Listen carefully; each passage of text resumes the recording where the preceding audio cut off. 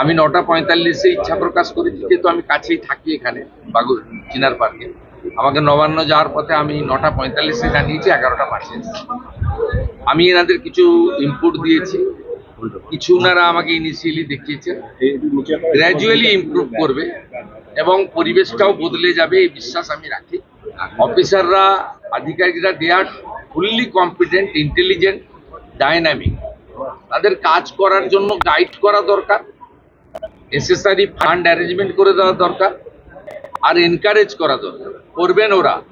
আমার বিশ্বাস কাজের যে মুক্ত পরিবেশ তারা পেয়েছে, চাপ মুক্ত হয়ে কাজ করছেন, আমাদের ইচ্ছাটা তারা বুঝতে পারছেন, ঠিকঠাক সব হয়ে যাবে, এটা আমার বিশ্বাস। আমি চাই আগামী দিনে 54 টাকা মাত্র 3 বেলা খাওয়ারে ছিল, 110 টাকা এই সরকার করে দিয়েছে। খারাপ খাওয়ার, দুপুরেও কুমড়ো, রাতেও কুমড়ো, কুমড়ো খারাপ নয়, আমরাও খাই, কিন্তু ওই যে বললাম এত নিম্নমানের খাবার, এগুলো তো ওভারলুক করা হয়েছে। 17 সালে লাস্ট খাবারের টাকা রিভাইজ করা হয়েছিল, 17 আজকে 26-এর অর্ধেক হয়ে গেছে, 27 সাল আসতে যাচ্ছে। এইটা আপনার বাড়িতেও তো জিনিসপত্র বাজারে কিনতে যান, সেই জিনিসপত্রের দাম বেড়েছে। এই প্র্যাকটিক্যাল থিঙ্কিংটা বিগত দিনে যারা পরিচালক ছিল তাদের ছিল না।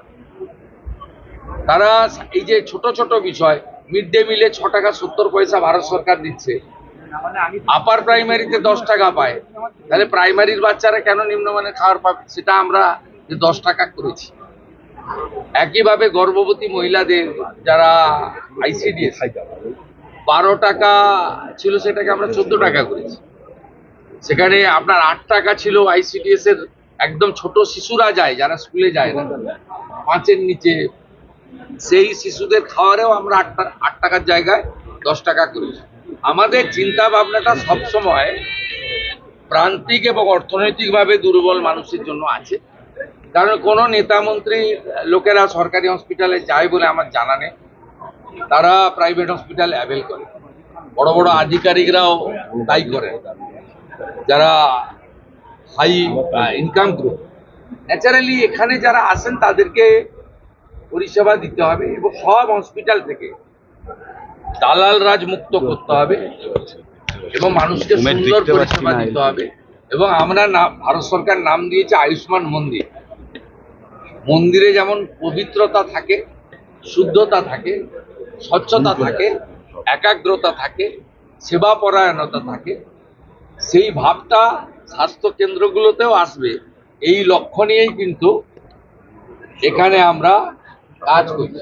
স্বাস্থ্যকর্মীদের তো সুরক্ষা আমরা দিবই, এবং তারা, আমি নার্স বোনেদের, দিদিদের দেখলাম অ্যাপ্রন, গ্লাভ, সুন্দর করে ড্রেসে আছেন, খুব সুন্দর। আমি প্রধান সচিবকে বলেছি মন্ত্রিদ্বয়কে রেখে সামনে যে ল্যামিনেশন করা ব্যাচ করে দিতে। আপনারা মাঝে মাঝে দেখান যে ইঞ্জেকশন দিয়ে ফেলেছে, ট্রলি যার নিয়ে যাওয়ার কথা, যার সিকিউরিটি দেওয়ার কথা সে সেলাই করে দিয়েছে।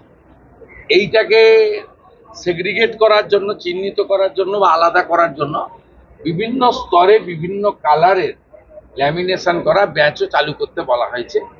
এবং আমি যেটা কলকাতাতে জোর দিতে বলেছি, তারাতলার ইনসিডেন্টের পরে, নিজে চোখে দেখার পরে, এখানে ট্রমা দরকার, বলতে নেই, কিন্তু বড় ডিজাস্টার হয়ে গেলে কিন্তু সামলানোর ক্ষমতা সরকারি হসপিটালে নেই।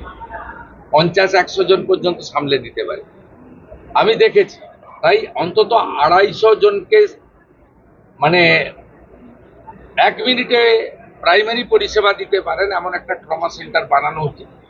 সেটা স্বাস্থ্যমন্ত্রী এবং প্রধান সচিব, তারা, রাজ্যমন্ত্রী, তারা কথা বলে রেডি করবেন। জায়গা এনাফ আছে এখানে, হসপিটালগুলোতে বিশ্ববিদ্যালয়ের মতো জায়গা, প্রচুর জায়গা পড়ে রয়েছে। আমি বলেছি এই যে কাগজ পেতে বা কাপড় পেতে ব্যাগ মাথায় দিয়ে শুয়ে থাকেন, এদের হোটেলে থাকার পয়সা নেই বলে করেন, নিরুপায়। তা আপনারা পিছনে একটা জায়গা করে দিন, আমরা দরকার হলে ইউনিটে 25 লাখ টাকা করে দিয়ে দেবো। আপাতত আপনার পাইপের, লোহার যেগুলো আছে, সে সেট বানিয়ে ভালো করে মেজে দিয়ে একটা কমন ইউনিয়ন ল্যাট্রিন দিয়ে ফ্যানের ব্যবস্থা করে এটাও করতে পারেন, এটাও আমরা বলেছি। বার্ন ইউনিটে আমরা একটু উইক আছি, এসএসকেএম এ 60টা আছে, তো আরো কোয়ালিটি ইমপ্রুভ করতে হবে, আরো ভালো আমাদের ডক্টর বাবুদের দিতে হবে, মানে হাই স্কিল ডক্টর বাবুদেরকে বার্নের ক্ষেত্রে জোর দেওয়া দরকার রয়েছে। এই কিছু কিছু বিষয় এই 1.5-2 মাসে আমার যা অভিজ্ঞতা আছে বলেছি, এরা করতে পারবে আমার বিশ্বাস রয়েছে। এসএসকেএম ইতিমধ্যে 100 বেড বাড়ানো হয়েছে, এখনো 300 শর্টফল হয় বলে আমার মনে হয়েছে। শর্টফল মিন্স কিছু রোগীকে তো কালকেই ওটি করা উচিত ছিল, 10 দিন পরে টাইম, ক্যাপাসিটি কম থাকার জন্য। আমরা যদি আরো 200-250 সিট বাড়াতে পারি, 350 ছিল, আমরা আসার পরে 100 বাড়ি, 250 সিট পুজোর আগেই আরো বাড়ানোর ব্যবস্থা আমরা করছি। আইসিইউতে মাত্র 112 করে আছে, এটাও অন্তত 200 হওয়া উচিত। তাহলে আইসিইউ নিয়ে মানে ওজোর আপত্তি, অনুরোধ, বাধ্য হয়ে প্রাইভেট হসপিটালে যাওয়া, এটাও কমবে। অনেকগুলো সিএম স্যার, আমার দুটো স্পেসিফিক প্রশ্ন related to this. Related to health.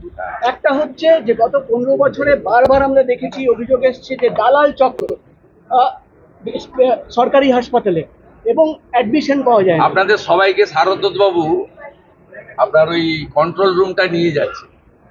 এই কন্ট্রোল রুমটাকে লাইভ মনিটর এই জন্য করা হয়েছে যাতে কোনো দালাল, যাকে আজকে সকালে ওখানে দেখা গেছে, কাল সকালে দেখতে না পায়। এটা একটা বড় উদ্দেশ্য, কিন্তু ব্রোকারদের হাঁটানো। রুগী কখনো 2 দিন পর পর যাবে না ব্লাড টেস্ট করতে, রুগী কখনো আলট্রাসোনোগ্রাফি করতে পর পর 2 দিন যাবে না। তাহলে চিহ্নিত হয়ে যাবে একটা লোক যে সোমবার সকালেও দাঁড়িয়ে আছে, মঙ্গলবারও দাঁড়িয়ে আছে, বুধবারও দাঁড়িয়ে গেছে। আপনাদের আমি চলে যাওয়ার পরে এটা দেখুন ফুল ফেজেড হয়নি, কিন্তু ইনিশিয়ালি এটা স্টার্ট হয়েছে, মানে মর্নিং শোজ দ্য ডে। আমি বলবো যে সুপ্রভাত, ভালো হবে। সিএম স্যার আরেকটা প্রশ্ন, প্রাইভেট হাসপাতালে মিস্টার হেলথ মিনিস্টার বলেছিলেন যে একটা সিট রিজার্ভ রাখতে হবে, বেড রিজার্ভ রাখতে হবে, যেটা যারা দুর্বল মানুষ তাদের জন্য। এই ক্ষেত্রে আপনাকে এই ক্ষেত্রে বলি শুনুন, ডাক্তারবাবু তখনও জয়েন করেননি ক্যাবিনেটে। আমি একটা মিটিং করেছিলাম এসএসকেএম এ, সেখানে প্রধান সচিব সহ সকলকে আমি বলেছিলাম যে আমার জানা আছে, আমি দীর্ঘদিন ধরে এখানকার ল মেকার, পাবলিক রিপ্রেজেন্টেটিভ, আমার জানা আছে যারা বিগত সরকারের কাছ থেকে, মানে বিগত 15 বছর সরকার কোনো হসপিটাল প্রাইভেট করে, তার আগে যারা সরকার করেছেন বিধানচন্দ্র রায়ের সময় থেকে জ্যোতিবাবুর সময় পর্যন্ত, যে জায়গা সরকার দিয়েছে, কেনা জায়গায় কিন্তু এগ্রিমেন্ট নেই, যে জায়গা সরকার দিয়েছে 1 টাকাতে, সেই টাকাতে পরিষ্কার লেখা ছিল যে 15% বেড তারা ফ্রিতে গরিব মানুষকে দেবে, কিন্তু এটা মেনটেন হতো না।